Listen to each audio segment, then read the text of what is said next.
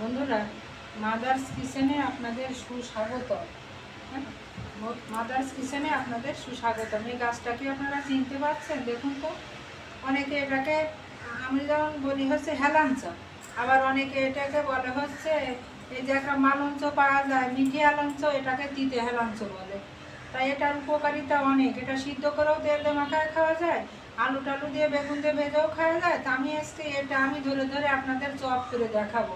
আমার তেলটা উনুনে গরম হচ্ছে। আসুন তাহলে কি করে আমি ব্যাটারটা করেছি। বেসন আছে, চালের গুঁড়ো, কালো জিরে, ভাজা জিরের গুঁড়ো, শুকনো মরিচ গুঁড়ো, আর এমনি খাওয়ার লবণ, আর 1 চিমটি বিট লবণ। এটা দিয়ে আমি দেখেন ব্যাটারটা, আমি ভিডিওটা ছোটো করার জন্য কিন্তু এই দেখেন ব্যাটারটা আমি এইভাবে ফেটে নিয়েছি। এই যে তেলটা আমার গরম। আজকাল আমরা সবাই করে খাই, জানি ব্যাটার কী করে করতে হয়। আর যদি বেশি আরও হয় একটুখানি গরম তেলের ভিতর দিয়ে ফেটে নেবেন। আমার মনে করেন দিলে ভালো হয়, মুচমুচে হয়। তো দেখুন কি করে ভাজতে হয়। এরকম ভেজে খাবেন, দিতেও কম লাগবে, খুব সুন্দর লাগবে। যেমন ধনে পাতার আপনারা খায়, ধনে পাতার যে চপটা আমরা খাই রোজার মাসে আমরা করে খাই, এইভাবে দেখুন আমি তেলের পরে এইভাবে আমি দিয়ে দেবো।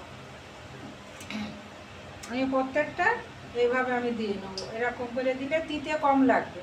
বাচ্চা কাচ্চার খাওয়াবেন, খুব মজার সাথে এগুলো খাবে। এইভাবে দিয়ে ভেজে নেবে, খুব মুচমুচে হবে। জালটা এবারে একটু আমি চড়িয়ে দিই, জালটা আমার কমানো ছিল তো, একটু আমি চড়িয়ে দিই। সুন্দর লাগবে খেতে। এটা সিদ্ধ করে আপনারা তেল দিয়েও মাখায় খাবেন, অনেক উপকারী শাক তো এটা। যেমন থানকুনি আছে একটা, এই 3টে দিয়ে আমি হচ্ছে ভেজে দিই। অনেক চড়া জালে ভাজতে যাবেন না, পুড়ে উঠলে কিন্তু ভালো লাগবে না। লবণ দিয়ে ভাত মেখে মনে করেন একটা বড়া হলেই ভাত অর্ধেকটা খাওয়া হয়ে যাবে। সুন্দর ভাজা হচ্ছে, মুচমুচে ভাজা হবে। এইভাবে উল্টিয়ে পাল্টিয়ে মুচমুচে করে ভেজে দিলে হবে। এই দেখুন কি সুন্দর লাল লাল করে ভেজে নিয়েছি, কিন্তু পুরাই ফেলা যাবে না, তিতো লাগবে। আর যখনই আপনারা ভাজাটা তুলবেন, জালটা কিন্তু চড়া থাকবে, তাহলে তেলটা ধরে রাখতে পারবে না আমার এই খাবারটায়। আর জাল যদি আপনারা কমান বা বন্ধ করে দেন, তখন তেলটা খুব ধরে রাখবে এটায়।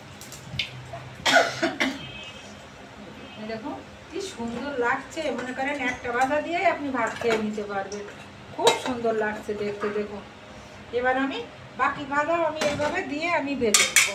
আরও 2-3টে আমার আছে।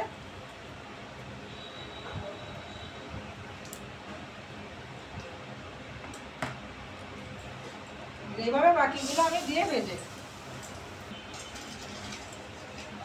এই দেখুন তুলে নিচ্ছি সব। হ্যাঁ, ভাজাগুলো এরকম সুন্দর করে ভাজবেন, একটু ধৈর্য সহকারে কিন্তু ভাজতে হবে। ধৈর্য হারা হয়ে গেলে কিন্তু এই ভাজা সুন্দর লাগবে না। দেখলেই বুঝতে পারবেন কত সুন্দর লাগবে। বাচ্চারা তো তিতো খেতে চায় না, আপনাদের কাছে একটাই থাকবে বাচ্চাদের, আপনারা এইভাবে করে খাওয়াবেন, দেখবেন বাচ্চারা খুব আনন্দের সঙ্গে খেয়ে নেবে এই তিতোটা। আর আবার এই সাবেকিয়ানা এইসব রান্না যদি আপনাদের ভালো লাগে, তা প্লিজ আপনারা আমার ফেসবুক চ্যানেলটি ফলো দেবেন, ইউটিউব চ্যানেলটি সাবস্ক্রাইব করবেন, আর আমার যে রেসিপিটা আপনারা আশেপাশে শেয়ার করার চেষ্টা করবেন, এটুকু অনুরোধ আপনাদের কাছে আমার রইল। দেখুন কি সুন্দর ভাজা, গরম ভাতের সঙ্গে চলুন না এবার খেয়ে নেওয়া যাক।